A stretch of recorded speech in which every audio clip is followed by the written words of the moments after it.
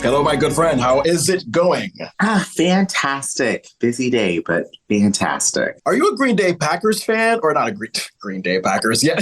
A football team that's also related to the band Green Day. A Green Bay Packers fan. Are you a Green Bay Packers fan? Because you claim to not, because you claim to not know anything about sports. I am a Packers fan. They're green. It's my favorite colors. Have you seen their little jerseys? They're so cute. I don't think I have, but they do wear, like, their fans wear cheese heads, right? They wear cheese, which I want to get a cheese head now because I was like, ooh, I could pair that with like a cute boot and it'd be like a fun outfit to wear out. But then they wear green and these guys look hot in their uniform. So Green Bay all the way. There you go. Now, I don't think Aaron Rodgers is on the team anymore. I think he's on the New York Jets. So I don't think he's relevant in the Green Bay Packers discussion, which is good because I think that this guy has been floating around some weird Jeffrey Epstein claims lately. So I don't know about that. The only thing I have to say, I know who that individual is, and I know he was an individual judge on Jeopardy. And Aaron Rodgers, I don't like you. We don't need you. So yeah. Especially since you're smarter at him in Jeopardy, since you won $400 as a kid. Yes. So take that, Aaron Rodgers. So as you can tell, Andrew, I'm not at my home in Richford, Vermont, as we've been recording those episodes. Like, I think we recorded like 2 episodes in a row where I was at my home in Richford, Vermont. I'm at my workplace in Colchester, Vermont, back where I'm not wasting any trees. Instead of the printed notes that I had at home, I have it all on the computer. So trees have been spared. They can go on and live as sexily as they deserve. I mean, Arbor Day, it gets you hot. So I'm happy that you're keeping the trees alive. So honestly, I have no idea what Arbor Day is. So when you say Arbor Day, I think like sexy sailors coming back from World War II. That's not what Arbor Day is, right? Arbor has nothing to do with sailors. I think, oh my God, harbors are for sailors. So like you get to the harbor, but arbor, I don't even know if I'm right. If arbor is about trees, is that what it's about? You're asking the wrong person. I'm asking you. I don't know. Okay, I'm going to look this up at some point and find out what Arbor Day is about. Oh my God, what if it's about something really terrible? Like, I'm saying I love like car crashes or something. The murders that have happened in Ann Arbor, Michigan. Maybe it's that thing. Ooh, now I could enjoy that with like a glass of wine if that was like a TV show. Or a true crime podcast, the Ann Arbor, Michigan murders. All right, I'm moving to Ann Arbor. I'm going to solve your murders. There you go. Before we get diving into our episode recap, I got to say lots of positive feedback on social media about our Rich Correll interview. And of course, all the social medias, you can find us at Family Matters Rewatch Pod. And some of it, Andrew, as I think I told you via text, it led to like scheduling guests who are going to be on future episodes of the podcast. Rich knows everybody, apparently. So we have someone who currently lives in Burbank. I think she's like right down the street from Warner Brothers Studios. And I think she was a tour guide at the time when she like remembered attending and watching Family Matters rehearsals. So we'll have her on at some point. We have someone who currently works as like a cruise ship magician who's worked on a couple of episodes of Family Matters. Someone who guest starred in that bank robber Halloween episode. Do you remember that one? Yes, I do remember that episode and I enjoy it thoroughly. Okay, so we definitely have to talk to that guy at some point. And then someone who guest starred in that season 8 pageantry episode, you know, the Beauty and the Beast. Yes, I do. Which that episode I actually watched recently just because I enjoyed the pageant. Oh, wonderful. Was there a blonde in that episode? Because I think that's who we're interviewing. Was. Awesome. So yeah, all these people that liked our Rich Correll interview and wanted to come on the podcast because of that. Thank you so much. We are deeply appreciative and it just makes the podcast grow and grow and grow. Very happy about all of this and hearing this. For a second, I was like, oh my God, I was like, this is not real. Social media is blowing up right now and we're meeting all these great people who have all these stories that we get to hear. I'm excited. I can't wait to have you all here. It is an honor and a blessing. Like this past week, social media wise, it's been both wonderful and overwhelming. Because, you know, like on the overwhelming side, how social media can really stress you out. I made the mistake of like turning all my notifications on for like Facebook, Instagram, TikTok, whatever. So to just get constant notifications. Oh, like people have liked your post. People have liked your reel. It's like, oh, yeah, this is great. But also, oh my God, I need some ibuprofen. I need to turn off my notifications. I need to go to sleep. I need to shut my eyes. I've just been like a mad scientist, like just driven crazy from all the social media. So a reminder, you already know this, Andrew, from personal experience. While social media feedback positively can be great, it can also be very stressful. Mental health comes first. It does. You guys have stoked a pride that I didn't know I had in me. I feel like I can just cut in line and I just show people my phone. I'm like, I've got notifications. Let me through. I walked into Walmart and I was like, we're having fun on social media today. I'm just cutting a line. I did not cut anybody seriously. One person let me in front of them, but I felt like a celebrity. So thank you to everybody who's interacted with us on social media. Yeah, look, I mean, we're not like a Beyonce or anything like that, but look, any little positive feedback we can get that makes us feel somewhat like a poor man's Beyonce, we'll take it. Yeah, I'll take it. I will even walk outside with my beard brushed for now on. Yeah, no more of that pea-ball, unbrushed, uncombed beard. You are actually going to groom it well every day. Yes. And you have everything to do with it. I enjoy it. All right. So the Delicious Recap Family Matters podcast, in case you don't know what this is, it's our recap of the 90s sitcom Family Matters. I am John Francois. Andrew AJ Vandertunt. Who are you this week? This week, I've got to go back to my girl, Judy Winslow. And please explain why, because I have no idea what the hell she did this episode. So this episode is what she didn't do, and it's what she was not present for that makes me call myself her. And we're talking about Jamie Foxworth, Judy, not Shadow Judy. I'm going to be in this episode, but I've got a little bone to pick with them about this. Okay. Well, speaking of which, I think at Judy Winslow Matters on Instagram, I think we collabed with her on a post where she wanted to post a clip of the Rich Correll interview where he explained like why characters like Judy were kicked off the show. You know, there's some people that are very passionate about Judy being kicked off the show. They had some not so kind things to say about Rich. So yeah, I'm realizing more and more, Andrew, that this Judy Winslow fan mania goes deep. It does. It runs deep. Now, I'm not going to encourage anybody to go after anybody on social media. Please don't do that. It's just a show and we're just talking about it. But I am one of those people who's very passionate about my Judy Winslow, including Shadow Judy. Yeah. Well, the episode that we're talking about is season 1, episode 7, Body Damage. The original air date, November 10th, 1989. Written by Ken Kuta, directed by James O'Keefe, who's back for another one. I believe he directed our last episode that we recapped. Our guest star, reluctantly, Jaleel White as Steve Urkel. He's in one of those rerun syndication and cold opens. And I think last recap, Andrew, you said it was clunky. It was. It was so bad. It's terrible. It doesn't make any sense if you've been watching the show since episode 1. I was really hoping that the last cold open that we saw from him was the only one. But as I watched this one, and I think as I got further into his more season 1 episodes, there's more before we get to episode 12. There's more. They're inundating us with Steve just to prepare us for Steve. And it's weird because like he's the fucking star of the show later on. So to have the first impression be like, oh God, really? This makes no sense. I don't like this guy. Make it make sense. It's weird. It's a weird first impression. It really is. You know what? I have to say though, for this opening, it's one of the more tolerable ones for me. And I'll explain once we get to it. But it just is a little more tolerable. But it does feel like we're like getting force-fed this pill of jagged glass. And they're like, you're going to bleed Urkel by the time we introduce him for real. 21.9 million viewers is how much this episode got at the time it originally aired. So it's down a couple million from last week. So, you know, ironically, they could have used some Urkel bump, but we're still like, 5 or 6 episodes away from that officially happening. The Hulu synopsis, Carl is chosen to drive an antique police car in the Columbus Day Parade. Now, I think it's mostly called Indigenous Peoples Day. But Rachel wrecks the car and has to fix it before Carl finds out. Now, Andrew, I remember last week you said that the car really stuck out in this episode. Can you go into that? I can go into it. I love vintage cars. I think they are beautiful.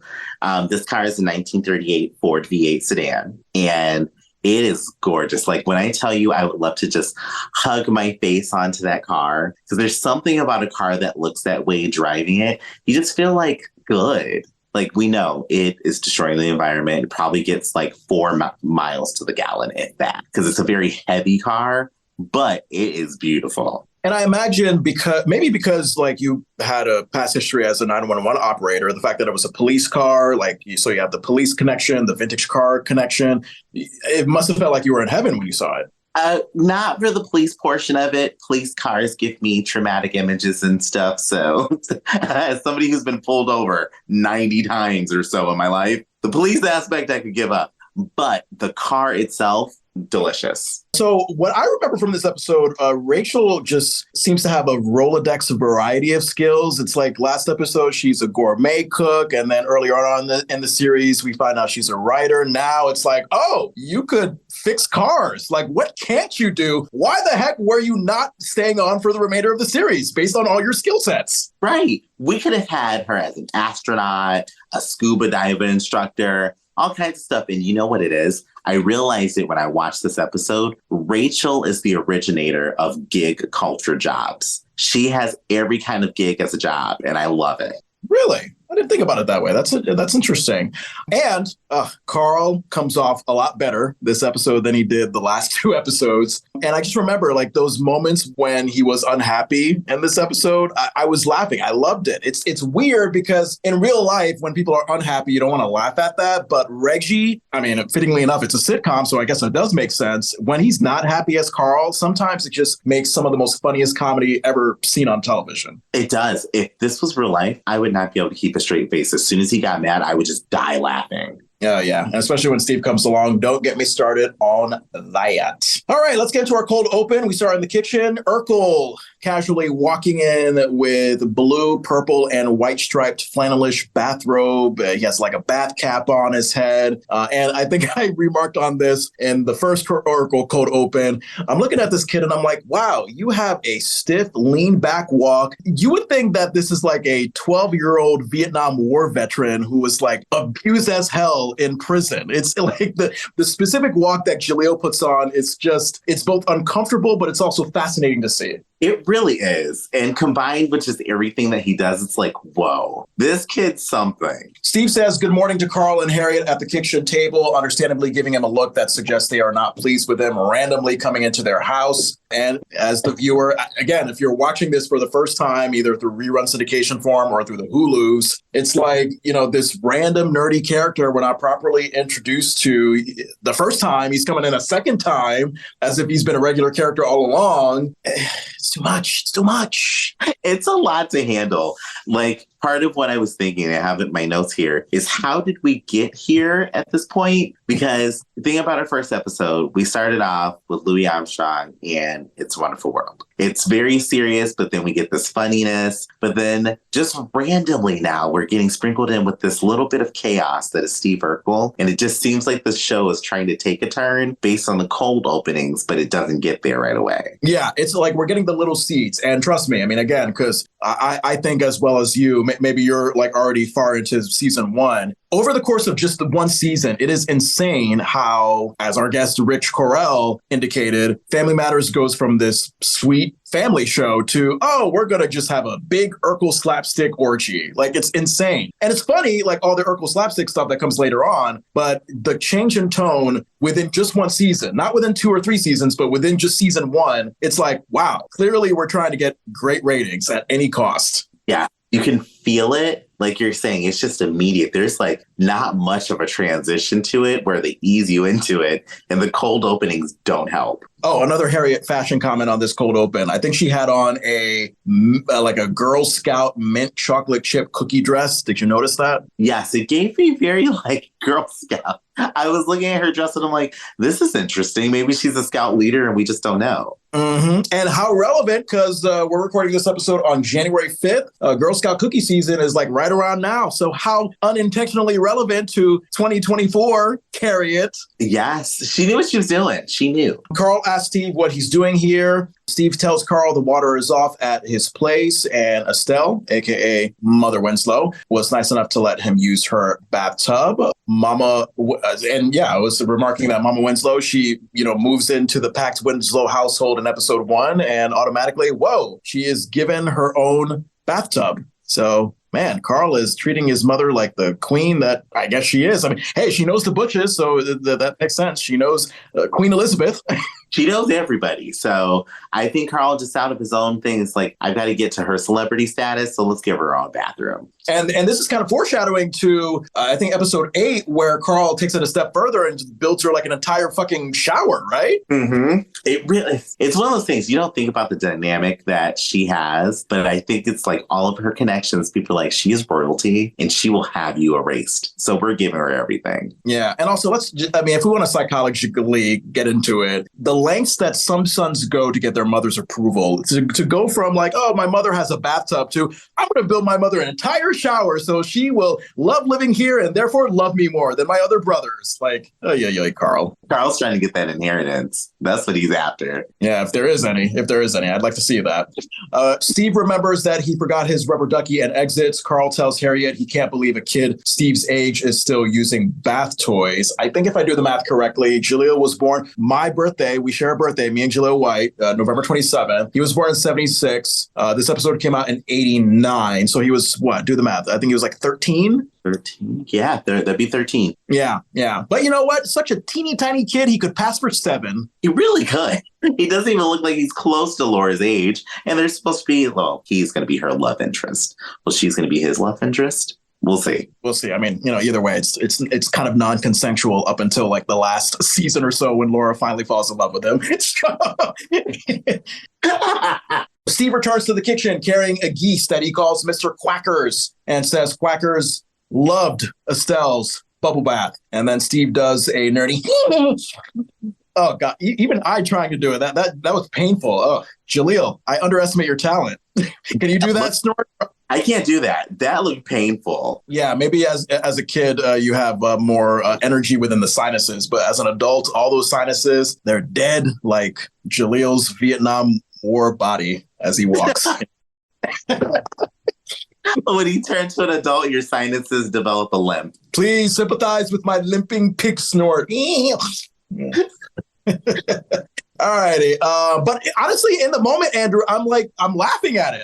I'm laughing at the pig snore. Randomly appearing in cold opens with no context. That's another story. But look, I'm laughing. And Steve eventually exits. Carl and Harriette, they're giving each other the same look. The confused viewer is kind of going, what the fuck is just happening? And also, I'm wondering if we ever see Steve's pet goose in the series. Is that one of those one-offs that just kind of come and go?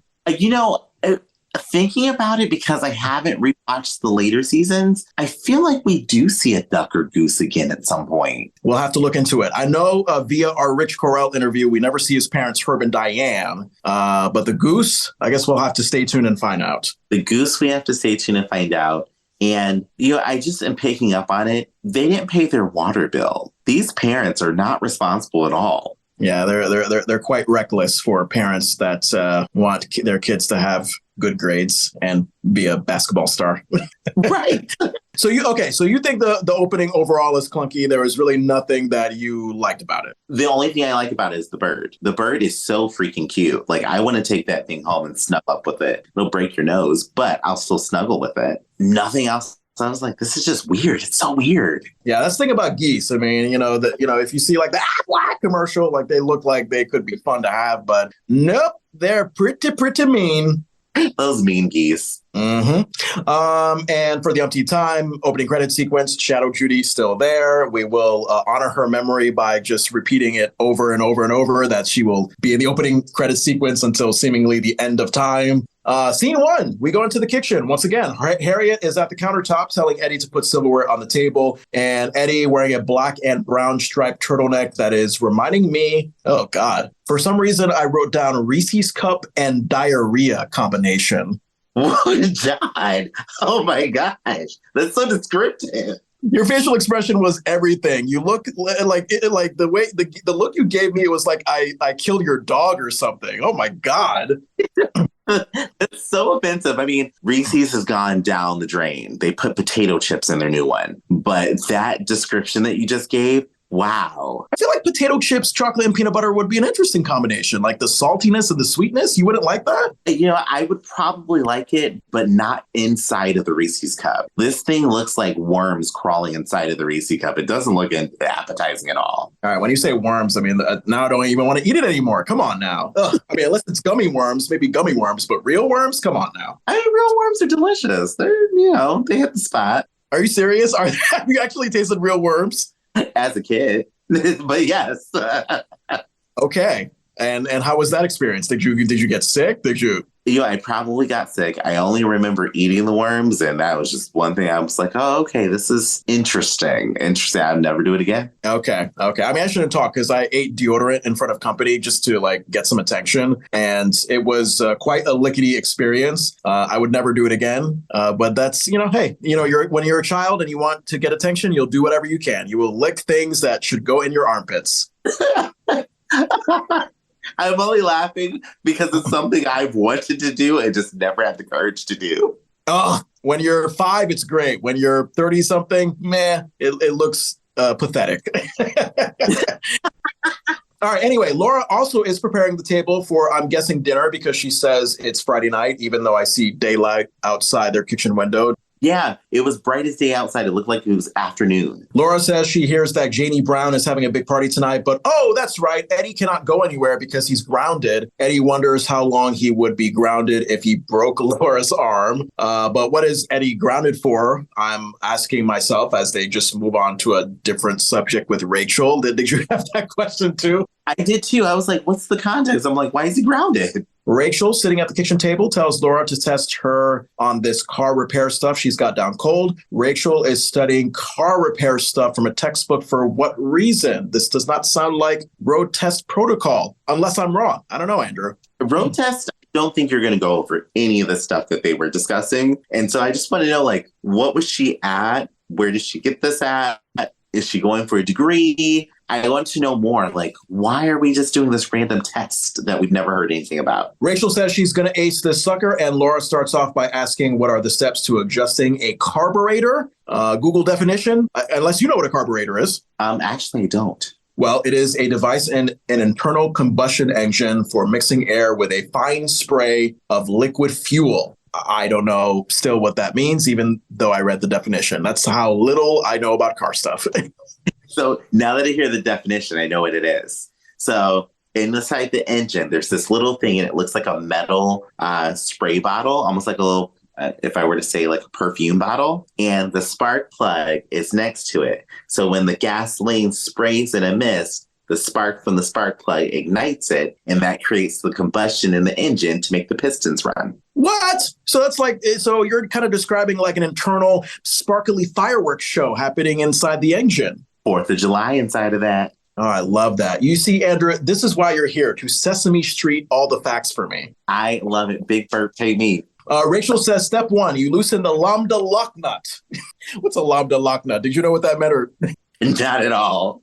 Step 2, you tighten primary adjustment screws. Step 3, Rachel clearly forgetting step 3 and asks what it is. And Harriette comes between Rachel and Laura with a basket of what I believe is cut up steak and cheese sandwiches to sassily say that step 3 is getting the greasy book off the table so we can eat. And how did the textbook get greasy before food was put on the table, I asked myself. Yeah, what was going on with that textbook? And Harriette, this is the 3rd time we've seen you making sandwiches. Or now you aren't making, you just have a basket full of sandwiches.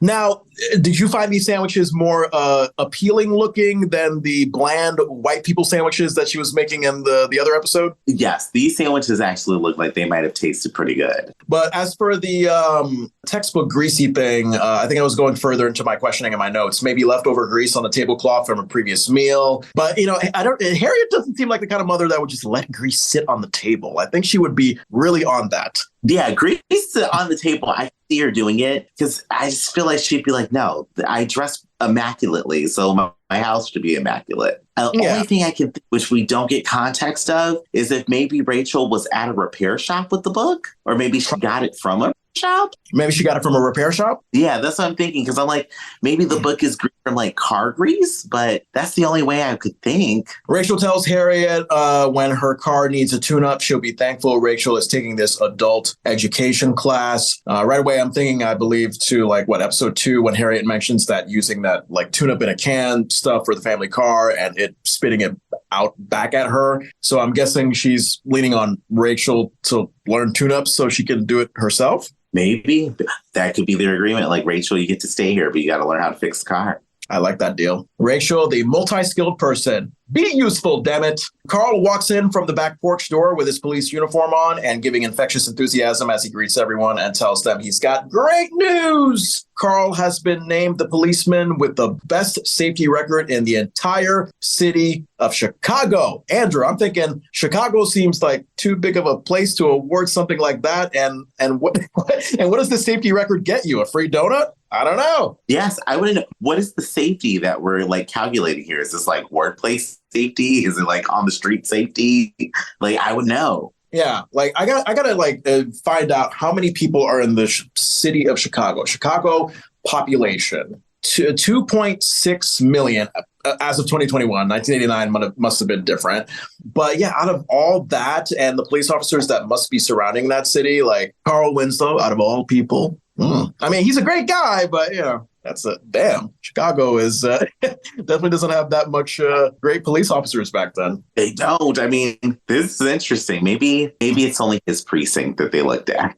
Yeah, the 15th Street around the corner, Route 9 district precinct.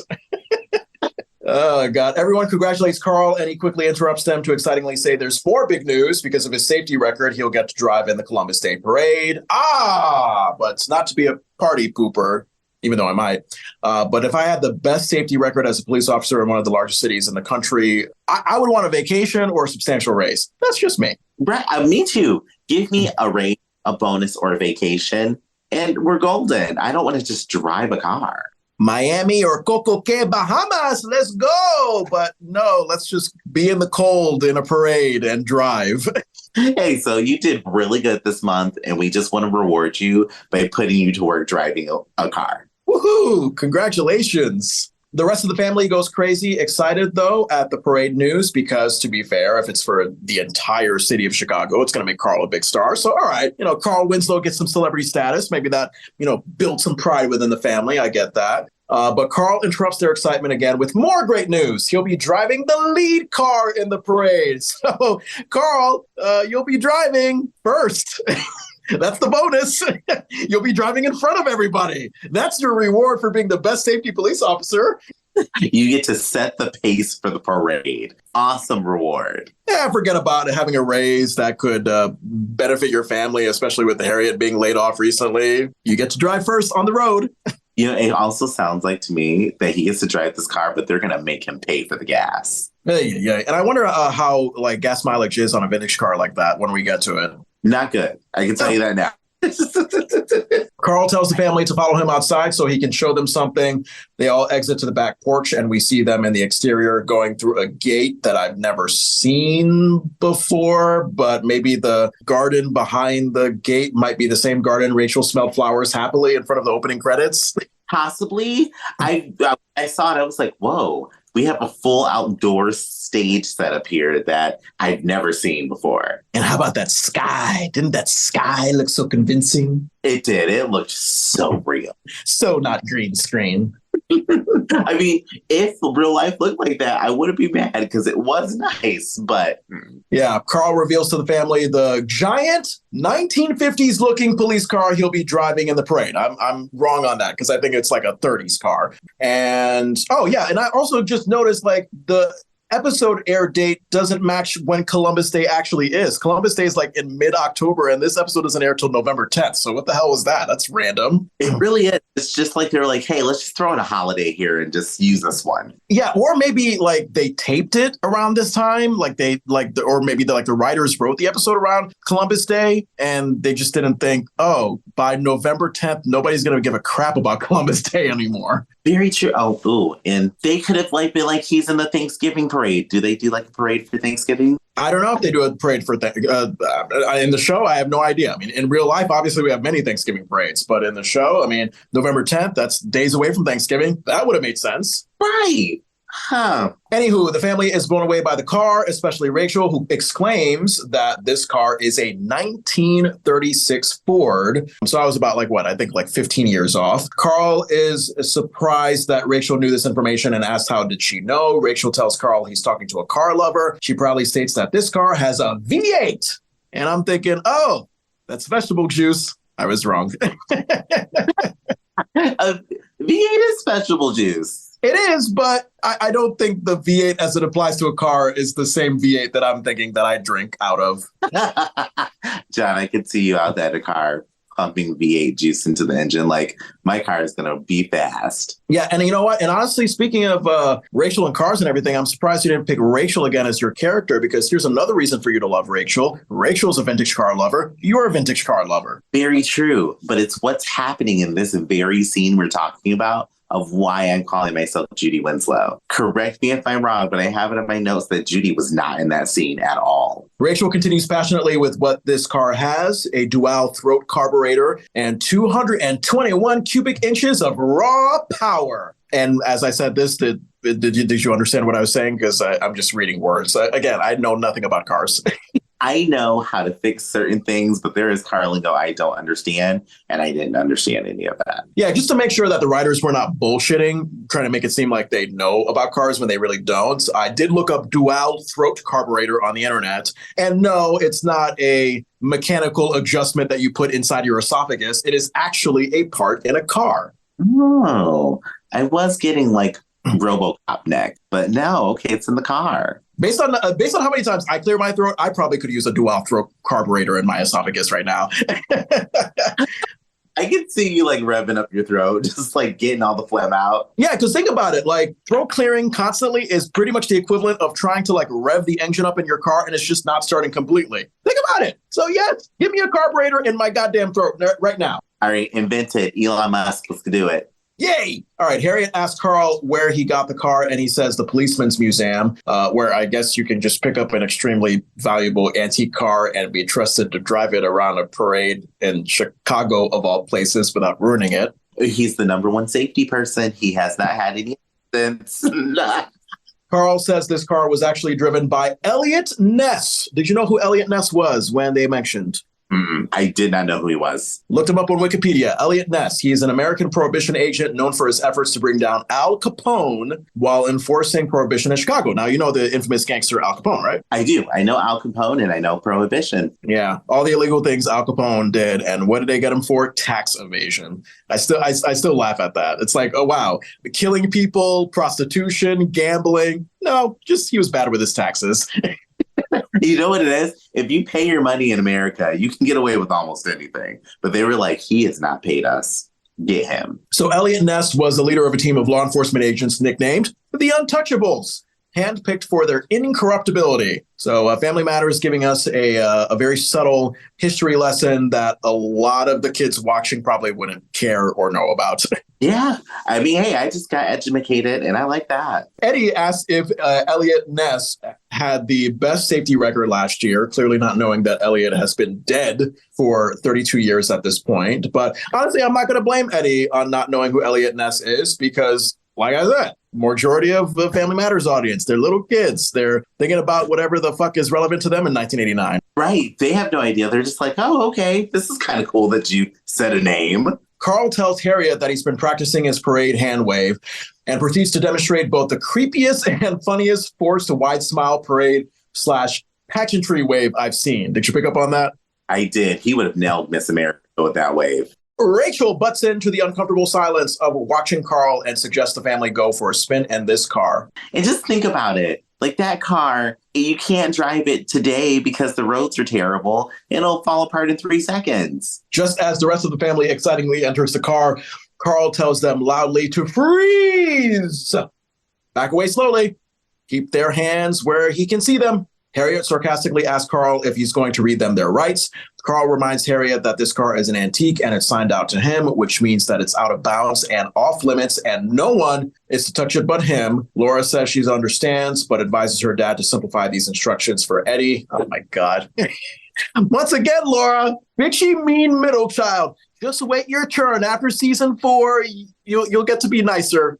We just gotta wait. We just have to wait a little longer. But Eddie wasn't even doing anything. He's just standing there minding his own business, and Laura's just firing shots. Literally, it's like you're walking down the street with your friend having a cup of ice cream, and you just look over to your friend and you say, "You dumbass!" And it's like, what did I do to become a dumbass? I'm just holding ice cream, walking down the street with you. What did I do? Right. It's just like, what? Poor Eddie. Eddie, I feel for you in this episode. All right, scene 2. Carl is napping on the center stage couch in the living room with his shoes on, which I'm sure Harriet would not be happy with if she notices. Tisk, tisk. How can you lay down comfortably in shoes? That's what I want to know, Carl. He is a very unwell man, as we've seen from the last 2 episodes. Okay, you got a point. We have seen some instability from Carl, so shoes on the couch is not a far stretch for him. He can sleep comfortably with shoes on. Take him to the hospital right now. Mama Winslow enters the living room with Harriet, proudly boasting that her son has been deemed the safest driver on the police force, and she is so proud of him. Carl is clearly a heavy sleeper in this moment because Mama Winslow, I mean, she's just being rude, casually talking at a normal volume while he's trying to nap. It's like, you got someone there sleeping. Pipe down. You know what it is? She's like, you can sleep on your own time, Carl. Now I'm here and we're talking. I think she wanted him to wake up. I mean, this guy is trying to get your approval by eventually building you a shower. Let him sleep. She's like, no sleep for the weary. No sleep, Carl. Mama Winslow brags to Harriet that she taught Carl how to drive. Harriet weirdly says she didn't know Mother Winslow could drive. Mama Winslow tells Harriet she gave up driving when they lowered the speed limit, which seems to be a very dramatic reason to stop driving altogether. That's just me, because I'd never follow the speed limit. I'm a Connecticut driver, born and raised, so you know how terrible my driving is, Andrew. You know, if I had to choose between driving slowly and walking to my destination even more slowly, I'm going to choose driving. That's just the Connecticut guy in me. Yeah, I get it. I am a slow driver. I don't turn on red. I am one of those drivers where I like to just lazily drive. So for me, going over the speed limit, it's like, oh, what? Mama Winslow then makes me laugh because she has the nerve to shush Harriet and say they shouldn't wake up Carl, even though she's talking at a decently audible volume, mere steps from him. Harriet tells Mother Winslow to not worry because Carl can sleep through World War III. And I feel like this is the billionth time that I've heard a World War III joke. I mean, I feel like there was a time in pop culture where everybody was saying like, oh my God, this is the worst thing in the world. It's like World War III is happening. And it's what I think at this point it's been almost 80 years since the last World War. You know, we haven't seen it. If it comes, just let me get out of the country. I just want to go someplace cute where I don't have to pay rent. Harriet and Mother Winslow exit the living room in separate directions. We see Harriet head for the kitchen as Rachel comes downstairs. Rachel excitingly encourages Harriet to come outside so they can look at Carl's parade police car up close and personal. Harriet quickly tells Rachel to hold on because Carl said they couldn't touch it. Rachel insists that she just wants to look at the car. Harriet says she doesn't know about this. Rachel promises she will keep her hands away from the car. Harriet guesses it's okay as long as the car is not being touched. You talk about Harriet's shoulder pad game, the dark green, dark blue shoulder pads that she has with like the modern spin 1950s housewife dress she's wearing in the scene. Chef's kiss. Those shoulder pads in that dress are immaculate. Like Harriet has some cute fashions in this episode. I can't lie. They are very cute. So I just read last night that Julia Child's kitchen is in the Smithsonian. They should put Harriet Winslow's shoulder pads right next to her kitchen. They really should, because Julia Childs could have done for some shoulder pads like Harriet had. They are perfect. In one room, you have instructions on how to cook a cojones, and then you have Harriet Winslow's shoulder pads. What a difference. What a difference. I'm at that museum. Right away, I'm there. Rachel is excited and said she loves these old cars because each one has its own personality and quirks. Harriet says that you can describe men the same way. Rachel finds that to be true because, like cars, some men don't look like much, but they can really move. Possibly like Will the Thrill Morgan. God damn it, she was downstairs at the right time before he left that house the last episode. Oh, if she'd just been a second or sooner, we could have Rich Rachel. Yeah. Rich, thrilled receiving Rachel. That could be her nickname along with his. And it just works. That was smooth, John. I saw what you did. Yeah, look, I mean, she's not the thriller because Will is the thrill. So I guess he's the one giving the thrill. So maybe it's thrilly Rich Rachel. Ooh, thrilly Rich Rachel. Okay. Other men are real flashy, but there's nothing under the hood, says Rachel. Harriette has a good wait, what? Is there nothing under the hood? Oh, okay. No, never mind. I thought she was making like a circumcision comment, but no, she was not making a circumcision comment. No. Harriette and Rachel, they're not Jewish rabbis. What am I talking about? This conversation just took a whole new context for me.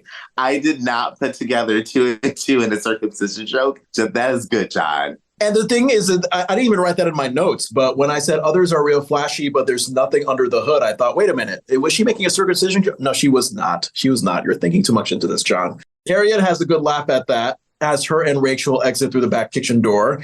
Party har har. Men can be attractive and dumb. I totally got what they were going for in that moment. Cut to Harriette and Rachel going through that backyard gate, and Rachel eagerly opens the garage where the police car is located. Rachel marvels at the car and says they don't make them like this anymore. Rachel takes her marveling a step further by touching the car, even though she insisted she would just look at it. She loves the way the chrome sets off the contours of the hood. Oh, yeah, that Google Chrome on the contours of the hood, Andrew. Yeah, the Google Chrome. It's the best browser ever in existence, and it's on top of a vintage car. Please take me to heaven now. All right, so Rachel tells Harriette to look at this subtle flexing curve in this fender. Rachel clearly caressing this car like it's a male supermodel. I don't know if you picked up on that. I did. She has a nice, soft and gentle touch with it as she feels the curves. Rachel says she loves this car, and Harriette agrees it's pretty. Rachel asks Harriette if Harriette's thinking what she's thinking. Harriette, with her lovely attitude, says, not if you're thinking about driving that car. Rachel, with an eager, mischievous, childlike smile, confirms that this is what she's thinking. And man, what a big leap Rachel went, Andrew. She went from promising to just look at the car to touching it to wanting to just drive it really fast. It's like, wow, woman, you are just like a little 2-year-old who just has no patience in life. She's just like, oh, just a little touch, just a little look. And now she's ready to hop in. Rachel knew what she was doing. She's a convincing person. She's literally playing foreplay for this car. Because you know how in some foreplay situations, it's like, oh, no, let me just touch your shoulder pad. Oh, you like that? Let's kind of slip the shoulder pad off. Oh, you like that? Let me touch the shoulder. Oh, you like that? Let me kiss the shoulder, and et cetera, et cetera. I mean, it's a whole, you like my shoulder pad foreplay explanation? I do. Shoulders have never been more sexy now. Don't underestimate, man. They have potential to be more sexy than boobs in about 20 years from now. I might try some shoulder play this weekend. There you go. And thank me later if it works out for you. I will give y'all an update if it works out. Harriette tells Rachel she's crazy because Carl would kill them if he knew they were even just looking at this car. Rachel insists Carl will never know because he's asleep. Harriette says Carl could wake up and that they shouldn't take chances. Rachel tells Harriette she's too cautious and too afraid to take a risk. Rachel insists to Harriette that she's gotta live. Harriette says she doesn't mind the living, it's the dying that she's trying to avoid. Harriette, with those comeback lines, love them. She's got some great comebacks. Harriette reads. I feel like a gay man had to write her lines just because of how good they are. I'm just trying to imagine amongst the straight white males that were writing Family Matters back in the day. Okay, here's our gay token writer. Come on, write all the Harriette lines for us. I can't say that's what happened, but I get the feeling it does because Harriette gives me some of my favorite gay icons with just some of her comebacks. Can you argue that she is the black sitcom version of a Judy Garland, a Liza Minnelli, a Lady Gaga, if you will? Yes, 100%. Rachel tells Harriette to not be the sensible older sister for once in her life. Rachel calls Harriette a stick in the mud and pressures her to loosen up and let herself go. Harriette is starting to come around to the idea of driving the car and asks Rachel where they are going. Rachel suggests around the block, and that'll be it. Rachel believes she'll never get a chance to drive a classic car like this. Harriette asks if they'll drive it just once around the block. Rachel nods yes. Harriette quietly agrees to go along for a ride, but insists there are rules. Right turns only, and keep it below 20 miles an hour. Well, what if there's a situation where you got to fucking take a left turn and go 30 miles an hour? I don't know. Certain roads could be different. It's suburban Chicago. There's got to be. It's Chicago, like you said, and I'm pretty sure driving there is not easy. And also, as Harry and Rachel, they're about to go on this daring adventure, I'm thinking to myself, oh my God, is Carl stupid enough to leave the keys in the car? Anybody could have taken that. There's no lock on the garage. The keys are in there. Carl did not really care about this car. Yeah, so I'm starting to think like, oh, Carl, maybe this is your fault. Maybe you should have taken a lot more caution to make sure that nobody was driving this car. You know, Carl is responsible. I agree with you. He left the keys in there. He didn't know what was going on with the item that he got from a museum this entire time. I'm with you. He's just failing. He's pressuring his children, and he's letting people drive a company car. He's telling them not to drive the company car, but it's like, well, you know what? If you leave the keys in there. You know what, Carl? I feel like Carl's the instigator of all these situations, and he's setting his family members up just so he can get mad. If he gets mad, maybe I won't be mad at that because it means I'll laugh. Yes. You cracked the code. I know what they're doing now. I know what the pattern is with the Family Matters writers. Rachel excitingly starts the car in the driver's seat. Harriet in the passenger seat instructs her to adjust the mirror. Rachel adjusts left side mirror, and then Harriet instructs Rachel to use hand signals. Rachel rolls her eyes and tells Harriet to relax and nothing is going to happen while we clearly wait for something bad to happen because this is a sitcom trope we've seen many, many times before. Am I right? We knew what was about to happen as soon as they got in that car. Rachel starts driving the car out of the garage. And as they're driving out of our view of the scene, we hear the sound of the car screeching and lightly crashing onto something. We now see Rachel going reverse on the car back toward the garage. And boy, did she end up leaving an extremely bumpy, denty mark on the body of this car right below the left headlight. But, you know, again, the brilliance of the sound effects team. I think this is like the second or third time that they kind of just leave me disappointed in this season. The kind of damage that we see, Andrew, I think doesn't match up with the very delicate crash sound that we hear. Does that make sense? Yes, that makes sense. That crash sound almost sounds like the crash sound in the opening where the window gets broken. It sounds like that kind of delicateness. So I would think like maybe there's just a little scratch or something. What we saw, it looks like there should have been like a good boom, like a good hit. Yeah, exactly. Give us a blah, blah, blah, blah, blah, blah, not a poo poo poo poo poo poo poo poo. That's the difference that we're seeing here. Rachel parks the car halfway from the garage in the driveway to get out and look at the damage. She is very horrified as we get a close-up shot of this damage. Harriet looks at Rachel like, oh shit. And then Rachel cowardly tells Harriet, oh, are you in trouble? Woman, you own up to your mistake right now. Mm-hmm. You'd be like, look, get your butt in there and tell him because I don't want to deal with any of this. Now, I was also thinking that this is like the prerequisite to whenever like it's an Urkel Carl moment and Urkel, I don't know, fucks up something. Say like he tries to like delicately get one of Carl's personal belongings and ends up hurting Carl in the process, and then suddenly pushes the blame on Carl. Remember that classic line? Look what you did. Like that's sort of what I'm reminded of in this moment. That's exactly what I thought of too. That look what you did moment. Harriet is shocked and tells Rachel she was the one who was driving. Rachel tells Harriet she was supposed to stop her because Harriet is the older sister. By the way, I'm just noticing Rachel's gray vest, white tucked in shirt, and khaki pants. Yeah, her dressing style for this episode, it was very butch. I like it. I don't know. I just got like a sort of like a fashionable Bobby Brown backup dancer of sorts. I can see that a lot, actually. Harriet is incensed and asking Rachel what happened to her whole live, Harriet, live thing. Rachel says that was before Harriet wrecked this car. Harriet again stresses to Rachel that she drove. Rachel tells Harriet she was the navigator and was supposed to warn her if something jumped out in front of the car. Harriet exclaims it was a tree and it's been there for 100 years. Rachel says she's never noticed it with that look in her face where you know she can tell she's in trouble. Harriet calms down and tells Rachel this arguing isn't helping and suggests they'll just tell Carl it was an accident. Yeah, an accident that never should have happened because they were told to not drive in the car. Right. You could have completely avoided this and they chose not to. They chose violence. I mean, the only way they can turn this around is tell Carl, well, you know what? You're the one that left the keys in the car, huh? They can do that like you left us, so we were tempted to do this. What did you expect we would do? Rachel says Carl will go crazy, especially since he still hasn't forgiven her for breaking his Flintstones coffee mug. I would prefer Flintstones vitamins. That's just me. Coffee mug, not enough. Give me the vitamins too.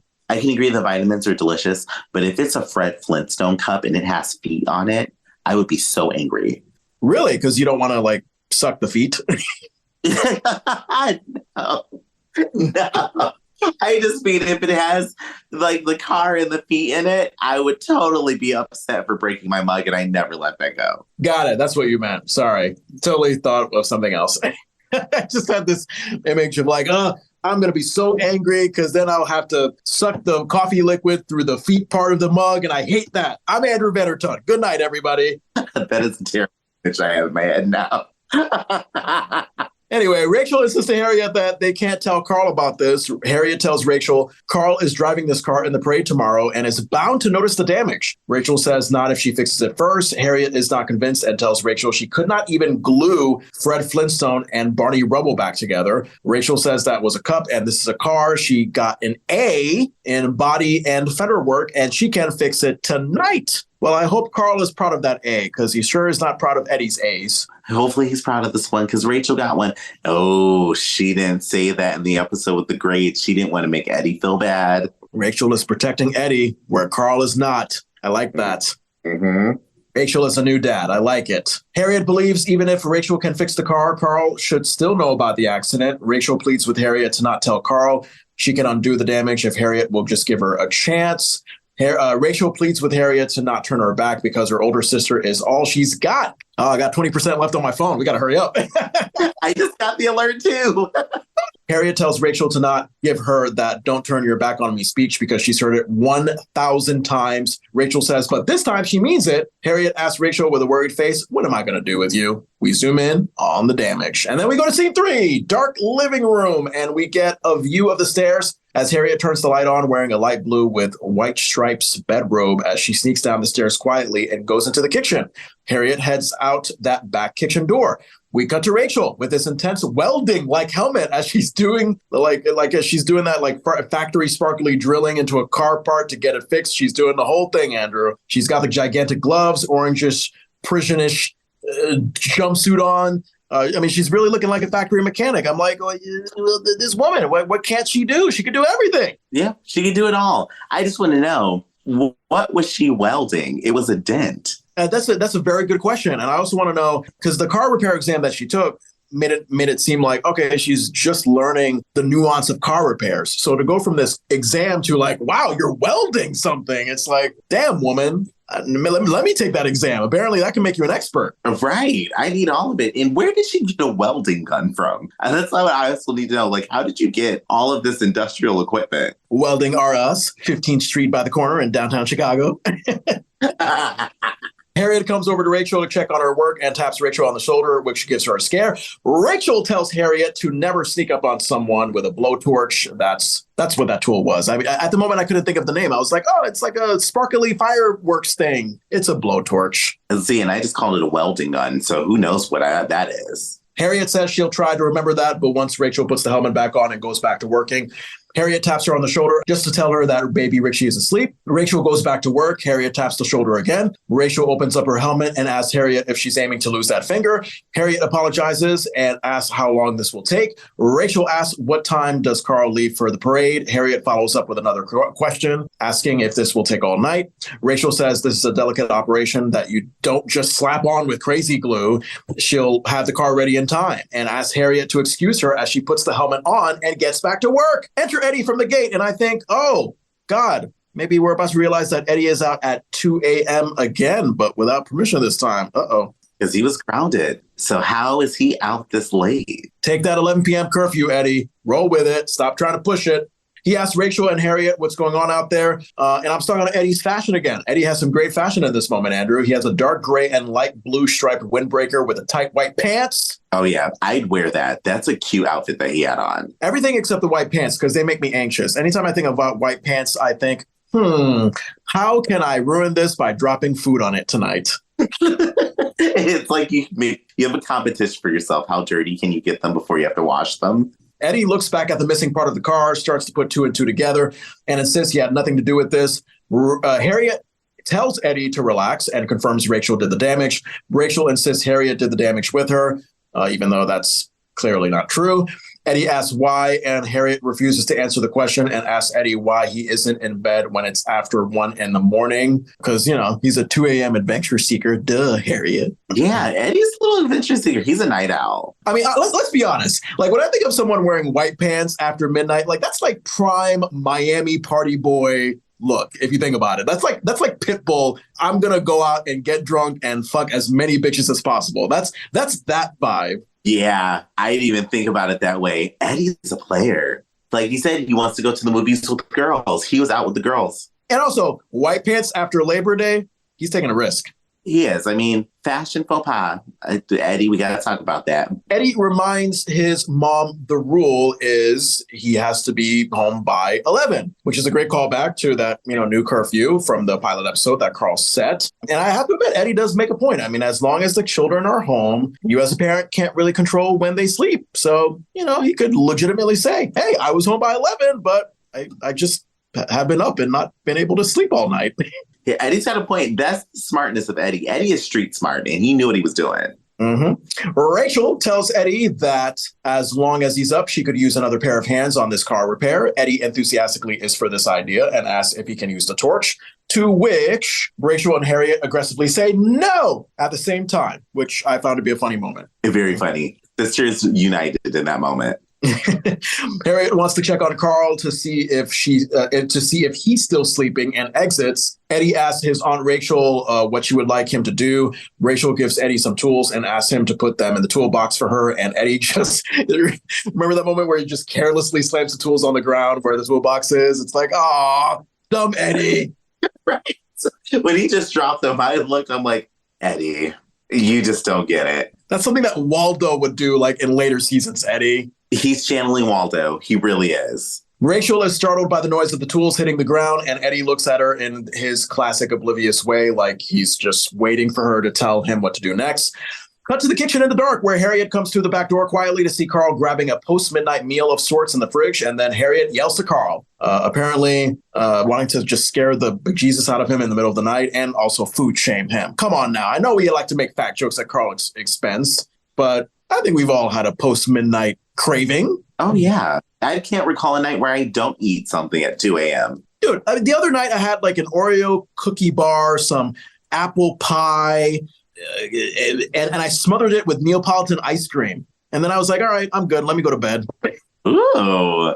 Yeah, I ate a whole sleep of cookies last night at 2 a.m. So I'm there with you, John. Oh, my God. The best thing that I did on New Year's Eve with my wife, speaking of cookies, take the chocolate chip cookies out of the fridge, because that's what apparently she did. These were holiday leftovers. You put the cookies in the microwave for like 30 seconds. You put whatever you want on it. I was going to say frozen cow juice, but I know you hate frozen cow juice. So you put whatever you want on top of the cookies, a cold thing, preferably, and then you eat it while you're high. And it's the best thing ever. Now, granted, the amount of gas and bathroom time the next day was terrible, but the night of, it's great. When you have the munchies, that sounds like it'd be delicious. I still wouldn't touch it, but give that to me with melted peanut butter on top. I'm in heaven. I was going to say, like, whatever you want on top of the hot cookie. Doesn't have to be frozen cow juice. I get it. Carl responds in a startled fashion. Harriette turns on the light and says she's very disappointed because she thought Carl was going to cut the midnight snacks. Psh, Harriette, no position right now to judge this man when you are partially responsible for damaging his parade police car. But she played it well. She did so well with that. Carl says he was not snacking and claims that he heard the light bulb in the refrigerator go off all the way from your upstairs bedroom. Come on, Carl. Come up with a better excuse. As Mama Winslow likes to say, way to go, Carl. Oh, way to go. Literally. Carl says the fridge light is okay and then fakes surprise when he looks at what I think is a delicious piece of homemade cake on a plate in his hand. But I know you think that's filth. So out of respect to you, I'm going to be disgusted with you as well, Andrew. I am disgusted by it. That's terrible. Carl continues with the lie and exaggeratingly claims that he's been sleepwalking. Then he dramatically puts the plate of cake back in the fridge. Harriette closes the fridge and insists to Carl that they go back to bed, but Carl cannot sleep because he hears someone making noise outside. Harriette makes up some lie about their neighbors, the Richardsons, having a wild party, but Carl says it sounds like body and fender work. I mean, who knows? Mama Winslow could be partying with the Richardsons right now. She could. She could have a whole party in her room, the size of that room. So maybe there is like a little block party happening and Carl doesn't realize it's from the house. Imagine Mama Winslow coming into the house with like, hey, I got some Bacardi and President Bush is behind me. Hey! It's just like, we're going to get lit. It's party time. And then some of the Richardsons are like, oh, really? We don't like his politics. But okay, let's go. We'll worry about the politics later. Harriette tries to convince Carl that the noise is that new heavy metal music. Very heavy metal. Heavier than the old heavy metal. Yeah, which is good wordplay on the fact that Rachel is literally dealing with metal. I saw what the writers were doing there. Mm-hmm. Good joke. This whole sequence of jokes is my favorite scene in the episode, by the way. Carl wants to know why Harriette was outside in her robe. Harriette quickly and nervously says she was trying to tell the Richardsons to keep the noise down. But they could probably go all night, so let's just go to bed. And then enters Eddie from outside, and he calls to his mom, but quickly realizes his dad is also there and tries to greet him casually. Carl looks at Eddie suspiciously, asking if he's just coming home this late. Eddie tries to be innocently confused by Carl's question. Carl asks him if he knows it's 2 hours past his curfew. I would say maybe 2.5 hours past the curfew at that point, I think. Yeah, it's good amount. So I'm with 2.5. Eddie is really trying hard to come up with a believable excuse when Harriette interrupts with distracting fake dramatics and accuses her son of breaking his curfew. She does a very obvious twitchy wink with one of her eyes to Eddie to let him know to play along. And when Carl tries to chime in with his opinion, Harriette quickly cuts him off to say that she'll handle Eddie. Harriette dramatically tells Eddie that he'll be grounded for another 2 weeks. And here we are. Again, we're referencing Eddie's grounding, but what the fuck was he grounded for? I want to know, what did he do? Eddie did something, and it had to be good. I think they're taking advantage of his dumb obliviousness. They're just like, you know what, Eddie, you did something. We don't know what you did, but you're dumb. You won't question us. You're grounded. Whatever. Okay, so maybe grounding is their way of like, okay, we've had enough of you. You're just grounded. Here we go. Exactly. Eddie, you're asking for shoes that we cannot afford. You're grounded. Just get away from me now. We cracked the code. We cracked the code. We did. That's the ultimate bad parenting. I love it. Eddie may not seem to get that he's supposed to play along with Harriette and obliviously is shocked by his by his fake extra grounding. Harriette keeps wink twitching at oh God, all this twitching that Harriette's doing. And I'm thinking about all the involuntary twitching that my eyes have been doing because I've just been so stressed and also I drink too much caffeine. So, if I could voluntarily twitch like Harriette does instead of involuntarily twitch, oh God, this woman makes me envious right now, Andrew. She does a good job at it too. Because that is that she does. I'm like, that is so convincing. But that's how I feel like when I try to naturally blink, that's what I look like crazy. And Harriette keeps wink twitching at Eddie, so he gets the point, but Eddie doesn't seem to get it still, and Harriette just demands that he go to bed. Eddie looks back at Harriette speechless and shocked like the dumb guy he's written to be, like, what did I do though? So there you go. Dumb Eddie, we love him. Carl is confused by what just happened, and Harriette insists that they shouldn't talk while they're mad at Eddie and should go to sleep to give him time to cool off, even though he's clearly anything but tempered right now. Carl's facial expression goes from what is happening to acceptance, like, all right, I guess this is happening, and exits to the living room with Harriette as background music ends this scene. But there's an upstairs in the kitchen, so they could have just exited from there. Maybe that's where the upstairs curse is located. Maybe if they exited through that upstairs, Andrew, they would never be seen again, like Judy Winslow in season 4.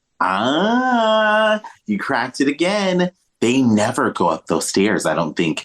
Harriette and Carl in any episode we've seen so far. Scene 4. It is now daytime, and we go to the kitchen where Rachel enters from the back very clumsily and desperately points to her coffee mug to indicate she's been up all night fixing the police car and needs a pick-me-up. We see Harriette at the countertop pour some coffee into the cup for Rachel as Rachel sits down right by the top. Rachel deliriously asks how much time she has, and Harriette says Carl won't be up for at least an hour. Rachel believes they have time and recommends to Harriette that she make another pot of coffee. Harriette asks Rachel if she wants regular or decaf, and Rachel quickly snaps back, "What do you think?"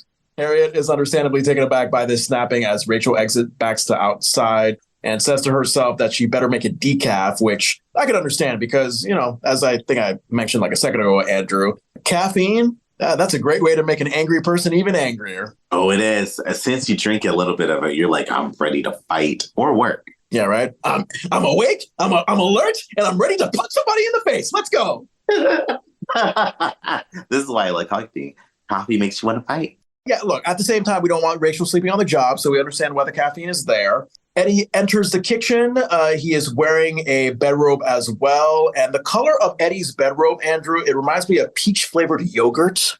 Oh, that's very specific, John. How much peach-flavored yogurt are you eating? Not lately, but I used to have it a lot when I lived with my parents as a kid. They always had the Yoplait peach-flavored yogurt. Oh, okay. I get it. That color, I just liked the color of it, but now that I have something associated with, I like it even more. Eddie insists his mom signed something that says she did everything and he did nothing. Harriette tells Eddie she'll get him off the hook once all this car drama cools down. Eddie asks what if something happens to Harriette before then, because then he'll need evidence that will stand up in court. Hey, for a supposedly dumb teenager, I got to commend Eddie for making a smart point. You got to cover your ass in cases like these where people might think you're guilty. Eddie's smart. Eddie holds out the pen, and Harriette grudgingly takes the pen and agrees to sign. Carl enters the kitchen with a very polished black policeman's uniform with the hat to match and asks happily to Harriette and Eddie how he looks. And I noticed the studio audience start to groan because they know he's ready a lot sooner than he expected. So the studio audience is kind of getting ahead of us, Andrew. Rachel's about to get caught. Harriette asks why Carl is dressed so early because the parade isn't for another 3 hours. Carl wants to make sure he's early because he's the lead car. Harriette looks at Carl's chest and tells him he has a loose button. Carl looks down and asks where, and Harriette says, there, as she rips off a part of Carl's uniform from the shoulder to give her more stalling time. Harriette gives Carl the ripped fabric and claims the button was hanging by a loose thread, and he better get Mother Winslow to sew it back on for him. Carl has a speechless, suspicious look to Harriette as he exits the kitchen to get his button sewed. Did he really not see Harriette do that rip? I felt like Harriette did it so slowly that it would have been easy to catch. It totally would have been. She did that in a slow motion where you could tell it was deliberately ripped. And if Carl's that oblivious, I don't see how he won the safety award as a police officer. It's oblivious Eddie, not oblivious Carl. Come on now, get your characteristics straight. Carl's running the gambit. He's running the gambit in this episode. He tested my damn patience between the last 2 episodes and now. He just tested my damn patience. Harriette hurries outside to Rachel and taps her on the shoulder. Rachel freaks out and tells her to stop doing that. When Harriette warns her about Carl, Rachel tells her she needs more time. As Harriette exits, you see Rachel quickly and anxiously spraying something on that damaged car part to get it up and running again. Cut to Harriette coming to the kitchen to Eddie, Laura, and Judy at the kitchen table, and she anxiously tells the kids there's a crisis at hand. And this whole damn family does not believe in the bear pajamas. Look. All of them, they're wearing bedrobes. It's all one big, happy, synchronized family. I feel like I'm in like the Partridge Family or the Brady Bunch right now. It's weird. I agree. They all have robes. And I was looking, I'm like, this is so awkward. Why does everybody have a robe? God, you guys are trying too hard to be all happy and synchronized when you fucking let a family member go in like 4 years. I see through you guys. Right. It was all for the fashion. Judy could no longer fit her robe and they were like, get out. Laura asks what kind of crisis, and Harriette just lays it out. Aunt Rachel and Harriette smash the police car, and Carl cannot know, even though it was literally just Rachel who drove the car. Laura chuckles as she reviews the crisis at hand out loud and realizes Mom and Aunt Rachel want her, Eddie, and Judy to be a part of the cover-up. Harriette takes a moment to think about Laura's assessment and then admits that a cover-up is the general idea she's going for. Laura tells Judy that this is beautiful, and an opportunity like this comes once in a lifetime, and uses the situation as blackmail when she tells Judy she'd like a bike and asks what Judy would want. Judy wants a pony. Laura is blown away by that request and says, this kid has potential. Judy, careful for the big gifts you request, because, you know, maybe they might lead you to suddenly go upstairs and disappear from the show forever. They lured her upstairs with the promise of a pony. Now, wait, is this part of why you chose Judy as your character for this week? Because of this request? Was this part of it all, or was it mostly because... Her as part of my introduction, because in the first scene where we see Carl and he talks about this great achievement of his, she isn't there. She is not there at all. And then the family was going to get in the car and just leave without Judy. So I felt so bad for her. So in honor of her getting snubbed by her family, I am her. Eddie makes himself out to be the bigger moral man in the situation and tells Laura and Judy while putting his arm around Harriette that this is a family crisis and they all have to pull together. And then Eddie flashes a mischievous smile to his mom and tells her he'd like a dirt bike. Carl enters the kitchen and with that dashing policeman's uniform, he says he's leaving. Laura tries to stall, but Carl quickly says that he doesn't want anybody touching him. Laura insists to her dad that he cannot leave without breakfast because he looks frail. Aww. That's never possible for Carl Winslow. He always looks like a man who has just had a nice meal. Yes. I mean, he just had cake at 2 a.m. He's not full. I mean, not empty. He has what I call happy winter belly. You know, he's just warm in his house with his shepherd's pie. He's happy. Carl looks at Laura suspiciously and tells her he doesn't have time for breakfast. Harriet insists to Carl that they're not trying to stall him because if they were trying to stall him, they would keep him, so he should just go. Stalling while saying that you're not stalling. I love that, Harriet. I saw what you did there. Comedic gold. Comedic gold. Did your imaginary gay writer in the Family Matters room come up with that? You know what? This one I'm going to give Harriet credit for because it came so smoothly off her tongue where I'm like, she knew that. Well, she knew what she was doing. As Carl suspiciously takes a step forward, Harriet quickly stops him and asks if he wants coffee. Carl says no, and he is leaving. Laura stops Carl and insists that her tonsils hurt, and Judy recites the same excuse. Carl reminds Judy she had her tonsils taken out 4 years ago, and Judy responds, oh, I mean, my feet.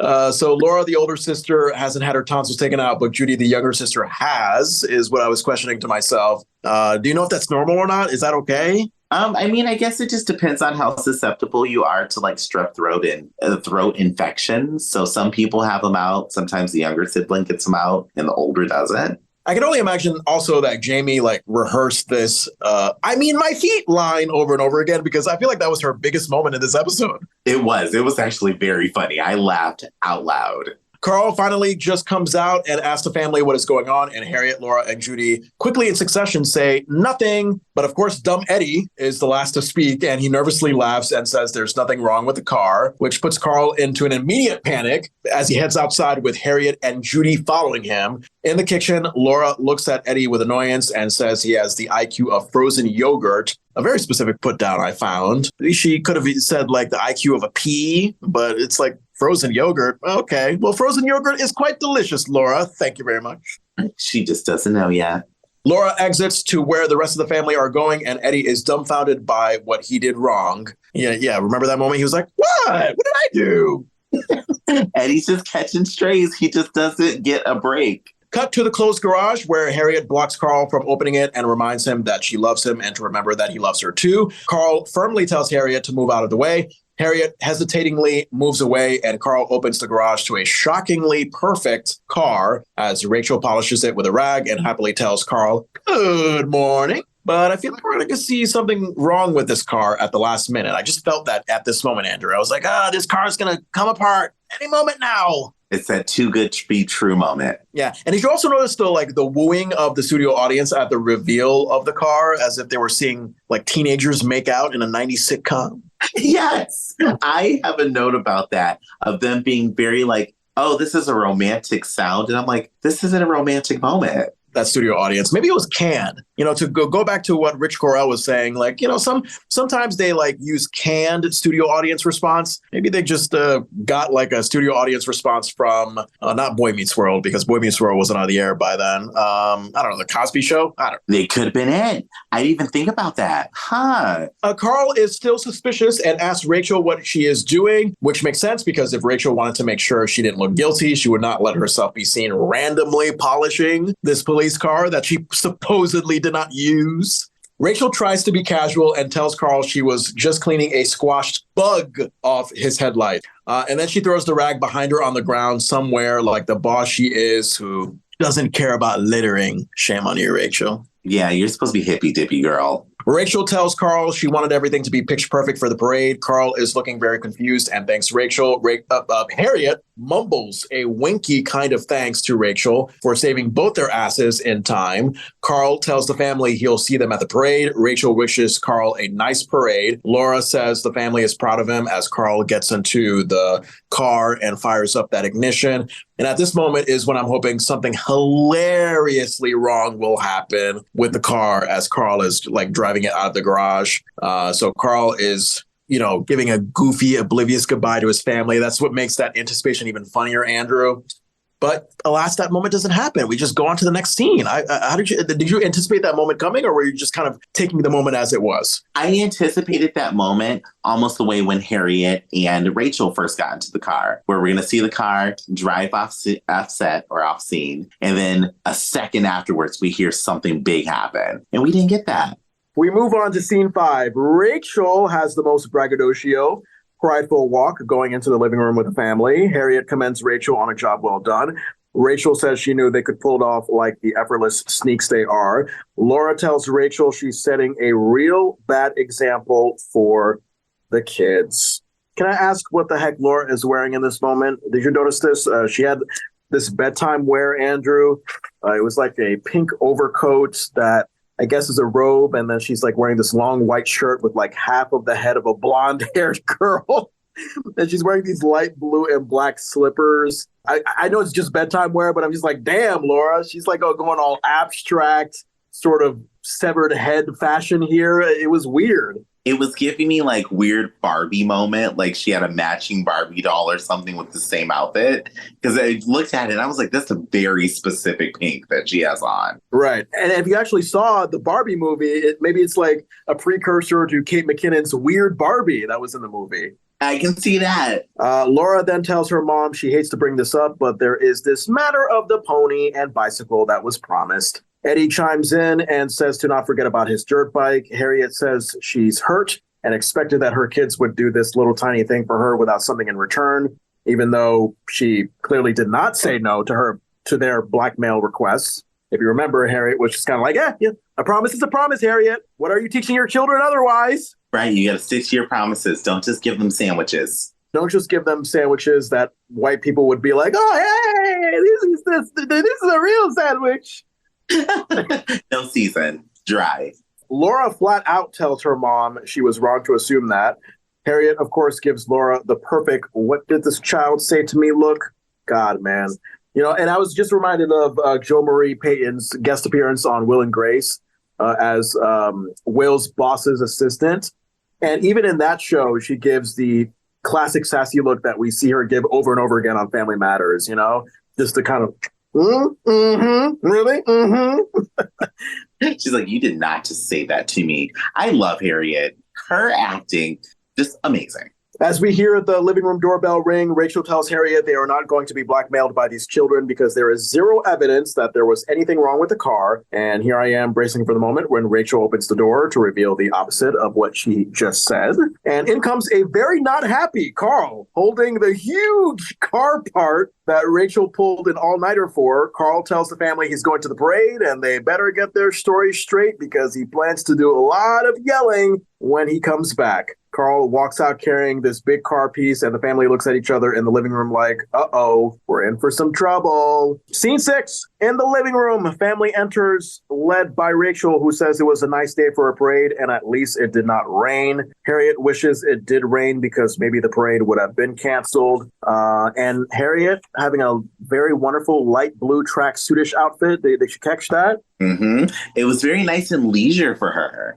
Uncharacteristically leisurely. And it's like the opposite. It's like, oh, I'm going to dress formally in the house, but when I go outside, I'm going to dress like I don't give a shit. Yeah, she's just like, I'm just going to throw on a little jogging suit. When in the house, she's got on stilettos and a full button down. And I'm like, girl, what? Home is where you dress like shit. Outside is where you dress like a queen. Mm-hmm. Okay, so you will now notice that Andrew and I's audio will sound different because I did not plan ahead. I usually record our conversations, our episode recaps through Zoom meeting on my phone. And as my phone was losing battery, I thought just hooking it up to a computer machine charger would work. But for some reason, the computer machine charger is not cooperating. It just keeps on fluctuating the battery percentage on my phone. So now Andrew and I are finishing this up by me doing it through a radio microphone and Andrew on the telephone. So thank you so much for your patience, Andrew. Thank you for the explanation. It's perfect, and it's perfectly fine.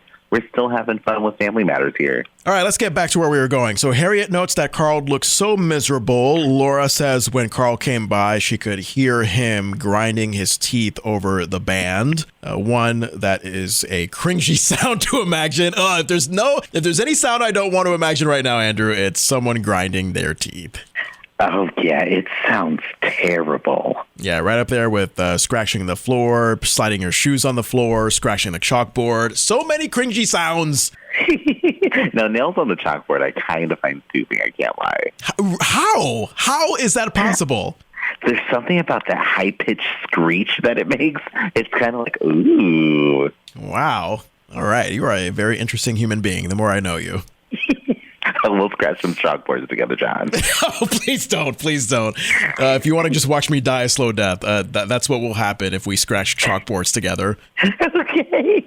And number 2, I'm not in love with Laura's turtlenecky, backwards-looking pink sweater with some black turtlenecky shirt under it, but Rachel's suspenders dress with the brown collared button down and the black Panama-ish hat is something. So, I don't know. In my opinion, Rachel, yay for fashion. Laura, Laura definitely took a backseat on fashion in this episode. I kind of feel like they just gave her a random one-off that they had in the clothing department, and they were like, make it work, girl. The JCPenney clearance is for you, Laura. Just have it for 1 week.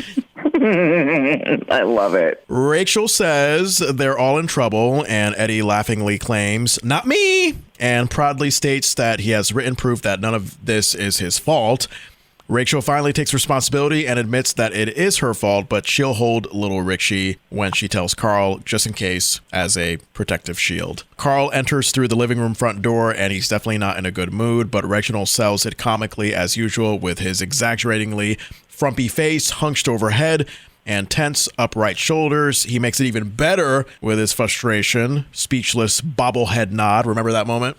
Yes, his bobblehead nod got funnier every time his head bounced. Man, I really hope that Reginald was not, overusing his neck muscles and his head muscles during that moment. I mean, I wouldn't be surprised if he almost got himself in a neck brace after that, because he was really, really committing to that bobblehead. He really was. Secretly, we don't know. He whiplash from it. And also, I don't think we have made much use of little Richie other than this protective shield thing that Rachel wants to use him for. It's like, okay, I know he's a baby, but come on now, give him some more love and respect than as a protective shield. Right, we're going to use baby Richie as a protective shield, but we only see him for that purpose and nothing else. Oh my God, he's like the baby Judy. Oh, poor baby Judy Richie. Right? We see Rachel looking terrified on the living room center couch. Carl is making me laugh as he continues the bobblehead nod, walking over to his family. Carl looks at Eddie, who is seated on that god-awful Pepto-Bismol seat, and he just shakes his head. So much for it not being Eddie's fault. And then Carl walks over to the darker pinkish pattern-centered couch where Judy, Rachel, little Richie, and Harriette are seated, and he continues to do that bobblehead nod. Carl stops for a moment and does a sassy step back move to really look at Judy for a second, and then he keeps moving behind that couch in his comically intimidating fashion, and I just noticed his facial expression is now a mixture of a maniacal grin and looking like he's almost going to cry. I mean, Reginald is doing so much in this scene. He really is. He sold this overwhelming amount of emotion that you can tell he just wants to get out. Yeah, it's like, geez, Reginald. I mean, we get it. I mean, you want to be in more Die Hard movies. Wow. All right. He's acting for the Die Hard. I love it. Carl gives me a chuckle as he really exaggerates the bobblehead nod, and then he does some freakish hand motion towards Harriette as if he's trying to say, what the fuck am I going to do with all of you? That was his way of cursing back then. Yeah. I mean, you can't do it through mouth, so if you do it through hand gesture, it's allowed. It's like when Romeo and Juliet, when they like put their thumbs up at each other. I think it was like the thumbs up thing, right? That's like the equivalent of the middle finger. Oh, yeah, I think it is.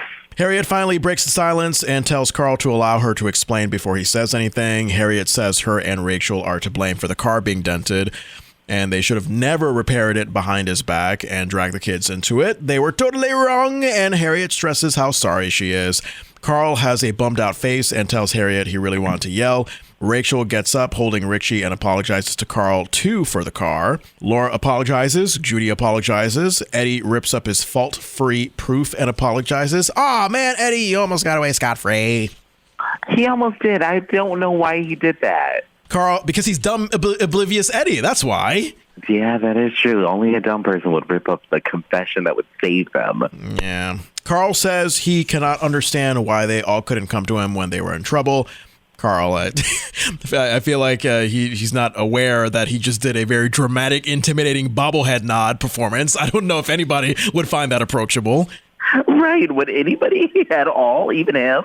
Rachel says they thought he'd be upset, which is valid, and Carl even admits that he would have exploded, but says he would have cooled down and they would have worked it out together. But instead, says Carl, they went behind his back, and that's what really hurts.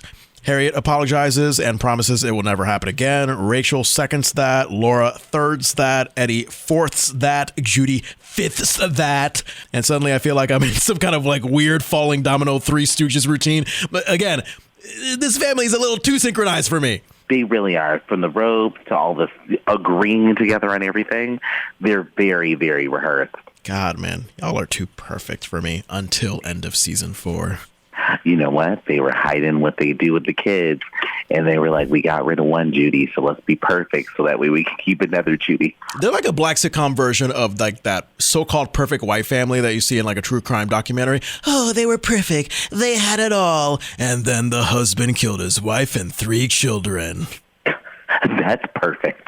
Yeah, because that's how it always is, right? They like those rich-ass white families who seem like they have it all with the money, with the school, the perfect schooling, and the houses and the cars, and then, they killed everybody in sight.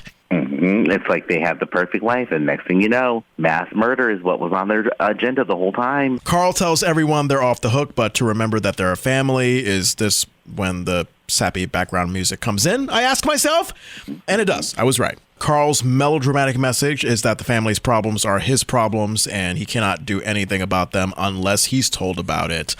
Harriette, with a sugar mama from the Proud Family delivery, says to Carl, right, baby. No, I'm not going to be able to get that out of my head, John. Yeah, but I mean, like, gosh, she was auditioning for Disney Channel like fucking 10 or 15 years before she had to. She was creating the role of Sugar Mama, and we didn't even realize it. Yeah, she asserts that from now on, the family sticks together, and the camera cuts to Eddie and Laura, and Eddie is reacting weirdly. He gives this small grin nod like, sure, Mom, we agree, but that nod indicates that Eddie really doesn't agree, that he's just saving face for now. All right, so between this weird facial expression and Eddie's suggestive wink from the last episode, I don't know, something about Darius' performance here, it makes me, maybe he's trying very hard to act, and it's just not coming out well. That's what I'm thinking. Either he's trying to act and it's not coming out well, or he's like, I want to be the heartthrob, so let me do heartthrobby things. I guess. Or maybe he's just like, he might be trying to further sell the dumb Eddie thing. Like, hey, here's Eddie who doesn't know anything and also doesn't know how to put appropriate facial expressions to the right moments. That could be it. You mean, like he said in last episode, all he thinks about is girls. So maybe he was thinking about a girl and then just was like, oh, I've got to join in on this conversation somehow. Carl asks who fixed the fender. Harriette says Rachel did. Carl asks Rachel if she can do it again. Rachel says sure and asks why. Carl says he accidentally backed into the Sons of Italy float after the parade. Yeah, that sounds like something Carl would do. Rachel says she'll get the torch, and the family all has a cliche sitcom happy ending laugh. The end, the end, the end. Closing thoughts, Andrew Vandertunt. This episode gave me full-on just sitcom that could have premiered today because of how campy it was, but fun at the same time. I really enjoyed it. You know, of course, I like the car. What I liked about this episode is that I felt like, okay, this could be an actual family situation that could happen because I can relate to that. It happened in my family. So I'm like, okay, I can feel this episode out a little bit more and like it. but I do not like the fact that Judy was not there in that first very big moment. Again, what did we discuss? Like, her big moment was, I mean, my feet. Yeah. Like, she stole that scene, but I'm just like, how come we were just going to leave Judy out in the whole beginning of the show? I need to know what happened behind that. And poor Jamie, her little kid self thinking like, okay, this is my big moment. They're going to make T-shirts that say, I mean my feet, and it's going to sweep all across the country. Now I'm going to create my own T-shirt that says, I mean my feet, just in honor of that. In tribute to Judy, we'll do what we have to do. And speaking of which, fingers crossed, I think I had mentioned to you that Jamie Foxworth's representation followed us on Instagram. And she represents Jamie. She represents a couple of certain actresses who played Laura's friends later on in the series. Maybe we'll get our Judy on the podcast soon. Maybe. Strong maybe. Strong maybe. I'm keeping my fingers crossed. I will fangirl. Yep. All right. Our next episode recap is going to be season 1, episode 8, Mr. Bad Ranch. Oh, if you thought Carl was Mr. Goofy so far, this one, he really takes it to the max. He camps it up, and I am excited about it. Yes, indeed. This is where he really tries to go for his mother's approval. Oh boy, this is going to be a nice one. And this episode will have a certain somebody that I believe we'll be having on the podcast very soon. So more on that when we get to it. In the meantime, subscribe, rate, and review The Delicious Recap Family Matters wherever you listen to podcasts. Questions, comments, concerns, and feedback can go to thedeliciousrecap@gmail.com. Follow us on Facebook, Instagram, Threads, TikTok, and YouTube at Family Matters Rewatch Pod. Andrew, I hope I'm more well prepared next time and we could do a Zoom recording all the way through instead of like half Zoom recording, half radio recording. Let's make it chaotic. A little chaos helps. And this was our introduction to the chaos. This was our cold opening for our Urkel moment. Oh, yeah, we do have another Urkel cold open in the next episode. Oh, there is. There sure is.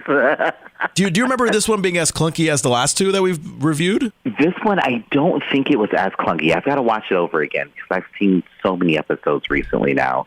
But I think it was a little more like nuanced, but still had a clunk. How about you give us a slogan that's very fitting of the hopefully nuanced cold open that we will have next episode? Fingers crossed.